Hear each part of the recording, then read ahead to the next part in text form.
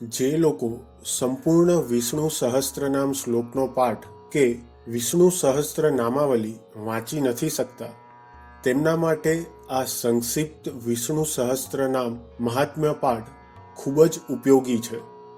ધાર્મિક ગ્રંથો અનુસાર વિષ્ણુ સહસ્ત્ર નામનો પાઠ કરવામાં આવે તો ઘરમાં સુખ સમૃદ્ધિ અને ધનની વૃદ્ધિ થાય છે. ભગવાન વિષ્ણુની કૃપા પ્રાપ્ત થાય છે. એવું માનવામાં આવે છે કે જો નિયમિતપણે વિષ્ણુ સહસ્ત્ર નામનો પાઠ કરવામાં આવે તો વ્યક્તિને ભયમાંથી મુક્તિ મળે છે, વ્યક્તિની ભૌતિક ઈચ્છાઓ પૂર્ણ થાય છે અને વ્યક્તિને લક્ષ્ય પ્રાપ્ત કરવાની શક્તિ મળે છે. કુંડળીમાં ગુરુની સ્થિતિ મજબૂત કરવા માટે ગુરુવારે ભગવાન વિષ્ણુના સહસ્ત્ર નામ પાઠનું વિશેષ મહત્વ છે.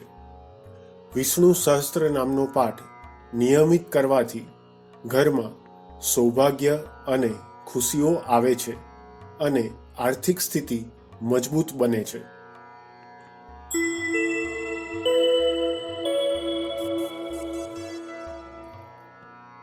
અંત વિનાના હજારો સ્વરૂપવાળા, હજારો ચરણ, મસ્તક, સાથળ અને બાહુવાળા પરમાત્માને નમસ્કાર હો. હજાર નામવાળા અને હજાર કોટી યુગને ધારણ કરનાર એવા શાશ્વત બ્રહ્મ પુરુષને નમસ્કાર હો. જેની નાભીમાં કમળ એવા ભગવાન વિષ્ણુને નમસ્કાર હો.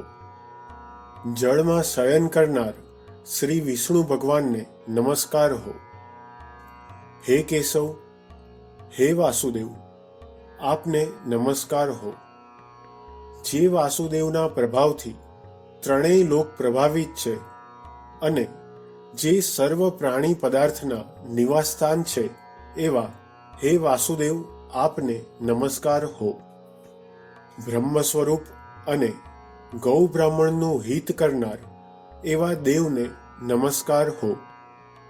જગતનું હિત કરનાર શ્રી કૃષ્ણને નમસ્કાર હો.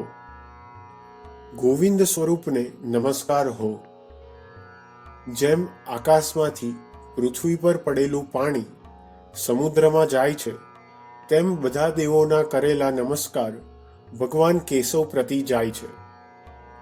જેમાં શ્રી હરિનું ભજન પૂજન થાય છે એવો આ માર્ગ નિષ્કુંઠ છે અને શ્રી હરિના ભજન પૂજન વિનાના માર્ગને કુમાર્ગ જાણવો. બધા વેદો જાણવાથી જે પુણ્ય પ્રાપ્ત થાય છે અને સર્વે તીર્થયાત્રાથી જે ફળ મળે છે તે સમગ્ર ફળ દુષ્ટોનો નાશ કરનાર શ્રી વિષ્ણુ ભગવાનની સ્તુતિ શ્રદ્ધાપૂર્વક કરવાથી મળે છે.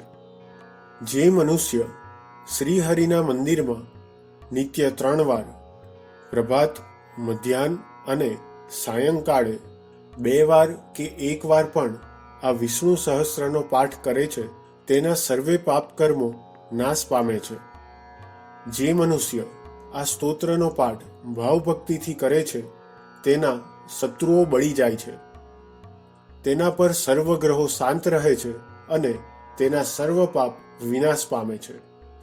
જેણે શ્રદ્ધા ભક્તિપૂર્વક આ સ્તોત્રનું ધ્યાન કર્યું કે શ્રવણ કર્યું કે પાઠ કર્યો હોય તેણે સર્વદાન આપ્યા અને દેવોની રૂડા પ્રકારે પૂજા કરી તેમ સમજવું. જે મનુષ્ય દરેક બારસને દિવસે મારી સમીપ આ સહસ્ત્ર નામનો પાઠ કરે છે તેને આ લોક કે પરલોકમાં કોઈ પણ ઠેકાણે ભય રહેતો નથી અને તેના કરોડો કલ્પોના પાપ ધીમે ધીમે બળી જાય છે. હે અર્જુન, જે મનુષ્ય પીપળાની પાસે કે તુલસીની પાસે બેસીને આ વિષ્ણુ સહસ્ત્ર નામનો પાઠ કરે છે તે કરોડો ગાયોના દાન આપ્યાનું ફળ પામે છે. વળી જે મનુષ્ય નિત્ય શિવાલયમાં કે તુલસીના વનમાં બેસીને નિત્ય શ્રી વિષ્ણુ સહસ્ત્રનો પાઠ કરે છે તેના સર્વ પાપ અને દુઃખ નાશ પામે છે અને તે મોક્ષને પામે છે અને તેને બ્રહ્મ ઇત્યાદિ ઘોર પાપ હોય તે પણ સર્વ નાશ પામે છે એવું ચક્રધારી ભગવાનનું વચન છે.